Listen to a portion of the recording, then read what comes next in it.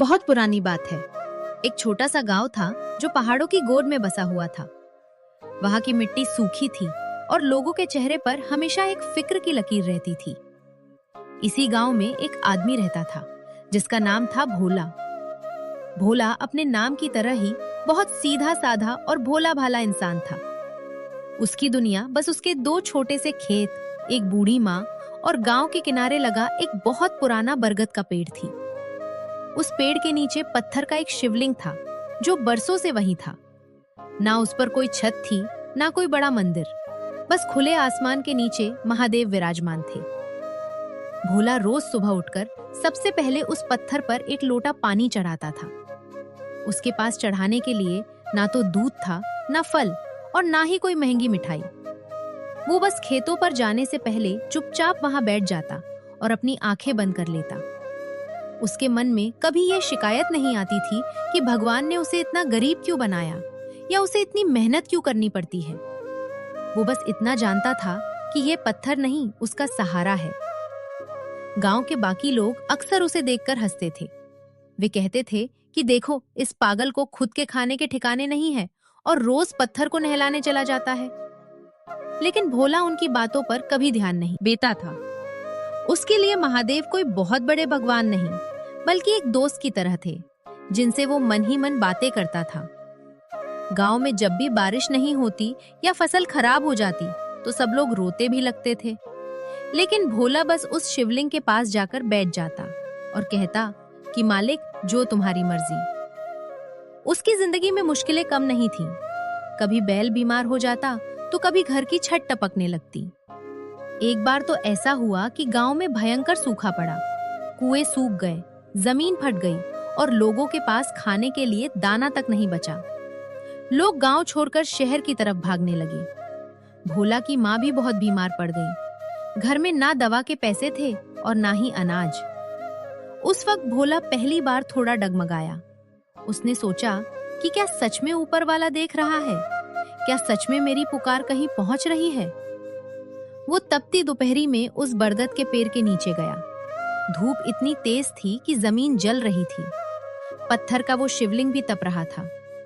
भोला ने देखा कि शिवलिंग पर चढ़ाया हुआ पानी पल भर में सूख गया। उसे पत्थर की तपन महसूस हुई तो उसे अपनी तकलीफ से ज्यादा महादेव की फिक्र होने लगी। उसने सोचा कि मैं तो इंसान हूँ, छांव में बैठ सकता हूँ, लेकिन मेरे महादेव तो इस तपती धूप में अकेले खड़े हैं। उसने बिना कुछ सोचे अपनी फटी हुई चादर उतारी और ऊपर टहनियों से बांधकर शिवलिंग के लिए एक छोटी सी छांव बना दी। खुद नंगे बदन धूप में खड़ा रहा और शिवलिंग को अपनी चादर की छांव में रखा। उसकी आंखों से आंसू बह रहे थे, पर वो कुछ मांग नहीं रहा था। वो बस देख रहा था कि कैसे प्रकृति इतनी निष्ठुर हो गई है। तभी गांव का एक अमीर साहूकार वहां से गुजरा। उसने भोला का मजाक उड़ाते हुए कहा कि अरे मूर्ख, खुद मरने की हालत में है और इस पत्थर को छांव दे रहा है। ये पत्थर तुझे रोटी नहीं देगा। भोला ने बस मुस्कुराकर कहा कि सेठ जी, रोटी तो मेहनत से मिलती है, पर हिम्मत तो यहीं से मिलती है। दिन बीतते गए और हालात और भी खराब होते चले गए। भोला की माँ की तबीयत इतनी बिगड़ गई कि वो हिल भी नहीं पा रही थी। एक रात भोला बहुत परेशान था। उसने रात के अंधेरे में शिवलिंग के पास जाकर अपना सिर झुका दिया। उसने पहली बार महादेव से सवाल किया कि आप कब सुनते हो? लोग कहते हैं कि आप भाग्य बदलते हो, लेकिन मेरा भाग्य कब बदलेगा? क्या मेरी माँ ऐसे ही दम तोड़ देगी? क्या मैं बस इसी गरीबी के लिए पैदा हुआ हूँ? उस रात उसने कोई मन्नत नहीं मांगी, बस अपना सारा दुख उस पत्थर के सामने खाली कर दिया। वो वहीं सो गया। आधी रात को एक अजीब सी शांति छा गई। ना कोई आवाज थी, ना कोई हलचल। अचानक उसे महसूस हुआ कि जैसे कोई उसके सिर पर हाथ रख रहा हो। एक ठंडी सी लहर उसके पूरे शरीर में दौड़ गई। जब उसकी आंख खुली तो उसने देखा कि आसमान में काले बादल घिरे हुए हैं। सालों बाद ऐसी ठंडी हवा चल रही थी। बिजली खड़की और मूसलाधार बारिश होने लगी। वो बारिश सिर्फ पानी नहीं थी, वो जैसे भोला के आंसुओं का जवाब थी। लेकिन कहानी यहाँ खत्म नहीं होती। असली परीक्षा तो अब शुरू होने वाली थी। बारिश तो आ गई, पर भोला कि खेत में बीज बोने के लिए एक पैसा भी नहीं था। गांव वाले अपनी अपनी खुशियां मना रहे थे, पर भोला अभी भी उलझन में था।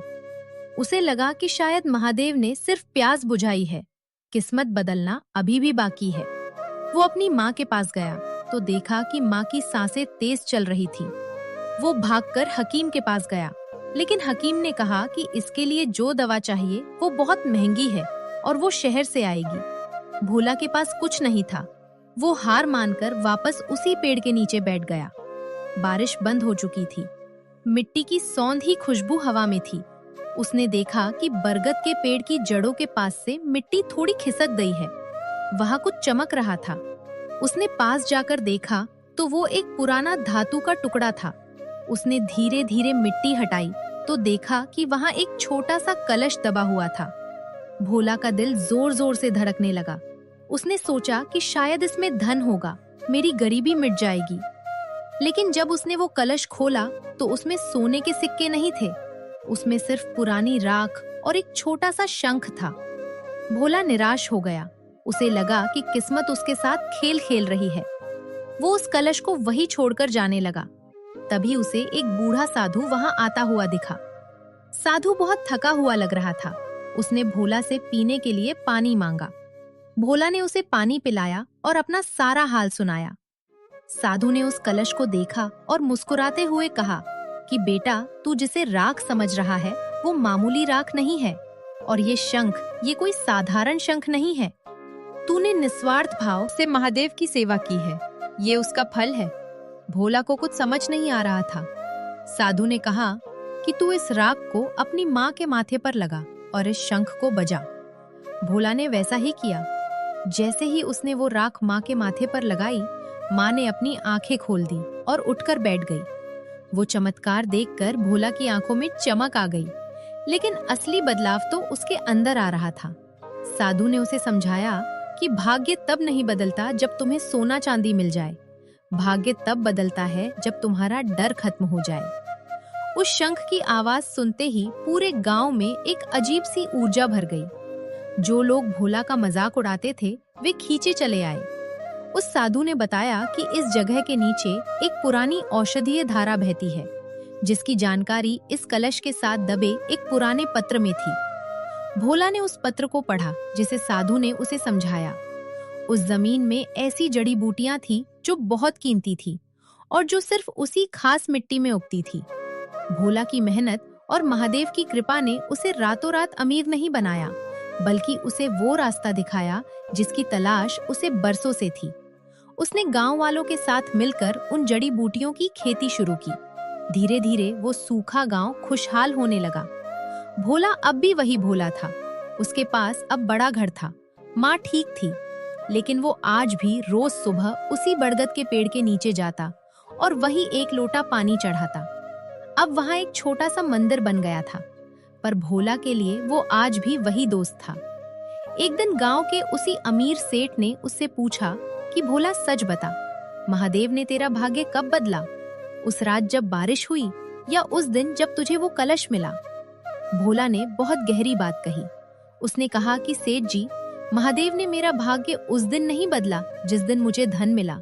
उन्होंने मेरा भाग्य तो उस दिन बदल दिया था जिस दिन उन्होंने मुझे दुख सहने की ताकत दी थी और मेरे मन से ये डर निकाल दिया था कि कल क्या होगा।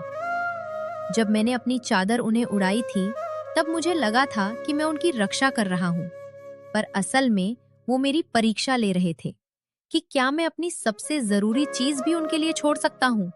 भाग्य तब बदलता है जब इंसान मांगना छोड़ देता है और भरोसा करना शुरू कर देता है। महादेव इंसान की झोली तब नहीं भरते जब वो चिल्लाकर मांगता है, बल्कि तब भरते हैं जब वो चुपचाप अपना कर्म करता रहता है और सब कुछ उन पर छोड़ देता है।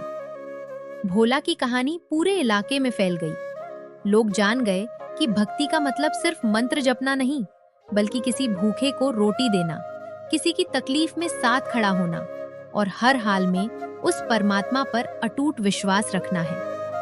वो गांव अब पहाड़ों का सबसे अमीर गांव बन चुका था, लेकिन वहां का हर इंसान अब पत्थरों में भी जान देखता था। वे जान गए थे कि जब इंसान के आंसू और महादेव की कृपा एक साथ मिलते हैं तो पत्थर से भी सौदा फूट पड़ता है। अभी कहानी के कई मोड़ आने बाकी थे, क्योंकि गांव की तरक्की देखकर कुछ स्वार्थी लोगों की नजर उस पर पड़ गई थी। शहर के कुछ बड़े व्यापारी उस जमीन को हड़पना चाहते थे, जहां वे कीमती जड़ी बूटियां उगती थी। उन्होंने भोला को डराने धमकाने की कोशिश की। उन्होंने कहा कि ये जमीन सरकारी है और यहाँ से सबको हटना होगा। गांव वाले डर गए।